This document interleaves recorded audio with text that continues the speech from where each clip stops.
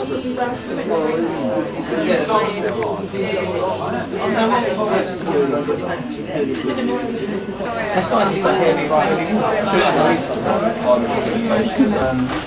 is Paul Gorman, for those of you who don't know. My book is The Look, which is about rock and pop fashion from the post-war years to the current day. And one of the strands that runs through it is a very rich scene about Soho, which is the square mile, which we're just about north of at the moment. And in fact, it was where a store opened, a very unusual store opened in 1954 called Vince Mann's Shop, with the fancy name of Vince Mann's Shop. And there was a physique photographer called Bill Green who was interested in photographing muscle boys, and decided that the trunks weren't tight enough. And so he adapted Marks and Spencer's underpants to tighten them, and then realised he had a bit of a flair for the rag trade. And our influence was music, and Soho always represented where the action was to me, because I mean now you might say pop. You're a Londoner, aren't you? Yeah, so I was born in Earl's Court, but I always thought that now people talk about fashionable areas and they talk about, I mean, Conduit Street's come up, but Hoxton and the East End. But when I was growing up, it was always about Soho, like Soho Brasserie, American Retro, Bar Italia, Matte Black, Café de Paris. I always gravitated towards wanting to go to Soho. So when myself and Pippa had worked in a basement sale shop in Covent Garden selling Galliano, and it was like in the recession of the early 90s, we thought the only place we'd want to open a clothing shop, because we're retailers as opposed to designers, and we've dabbled. We wanted to be in Soho because that represented the nearest to New York as well, and in New York there's obviously Soho, and that energy, the only part of London that I think got that, has street culture personified, is Soho. Yeah, because we met when I was singing and he was DJing. Yeah, so music inspired it, the whole interior. We were inspired by Fiorucci actually, and that was always independent retail. We're about being independent. Being independent in fashion is quite rare these days. It's quite difficult, more and more difficult. Because everything's sped up. Everything has been sped up.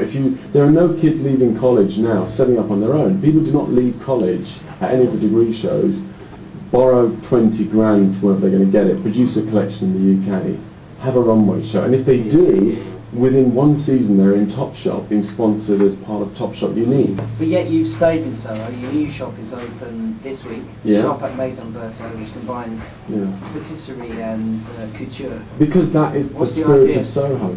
What is it? Well, Pippa can explain. But it's a bit like when we started about 11 or 12 years ago. We went to Bar Italia, which was kind of like the place we always used to meet after we'd been to clubs and stuff.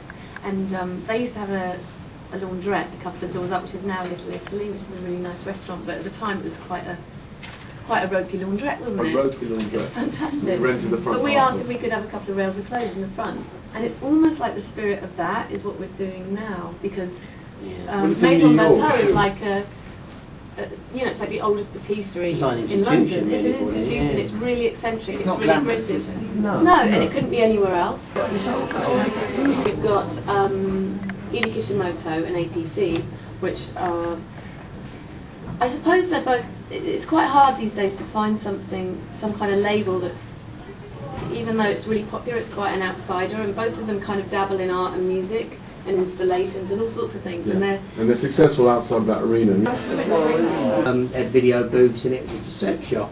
So we converted the video booths into changing rooms, completely ripped everything out of the shop and turned it into a clothes shop.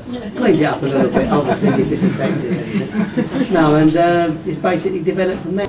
And then in the meantime, I found this tailor in East Ham, and I went in to see him, and he'd been a major ready-to-wear manufacturer of tailoring in the 50s and 60s. I went to his warehouse. He had a warehouse in Stoke Newington full of original 40s, 50s and 60s clothing never worn. So basically went there, £15 a suit, which was not much even then. Used to sell them all day long for £150. And then of course it was original suits, never worn, with all the labels on and everything else. So that's how I started up. I think the image basically always was like initially it was very much a 40s, 50s image, and then it became that sort of classic sort of 60s, but with that more gangstery cray influence and stuff like that. Because you ended up making clothes. I ended up making suits for them, but that's another suit. But that was in prison anyway, so that's another story. You know, most designers or stylists, they always create their image for themselves initially, and then you basically give it to other people. You know, we had Bowie coming in, Brian Ferry coming in, Vic Reeves. But basically, it's my new ready-to-wear range, which really sort of shows it's very, very classic. But at the end of the day, if someone wore that in the street, if he's got a bit of style, whether it be, you know, somebody that was, if you like, P. Diddy, if he wanted to look half sensible, even though he thinks he looks good, he'd look a lot better if he wore something like this. He's aspiring the British style, and we don't quite get it right. What I did, and it sort of shows it all there, you've got 1930s, you've got 1940s, and you've got 1960s, and also a bit of 1930s that could be 60s. What I've done over the years is take elements from the nostalgic style, mix them up and create my own look. But really the irony is now, what does Marc Jacobs and all these supposed amazingly great creative designers, what are they all doing? Retro. Yeah. I've always done that concept. I've done that for 30 years, so that's right. How you doing, Sean? Did you enjoy it? Yeah, well that's easy.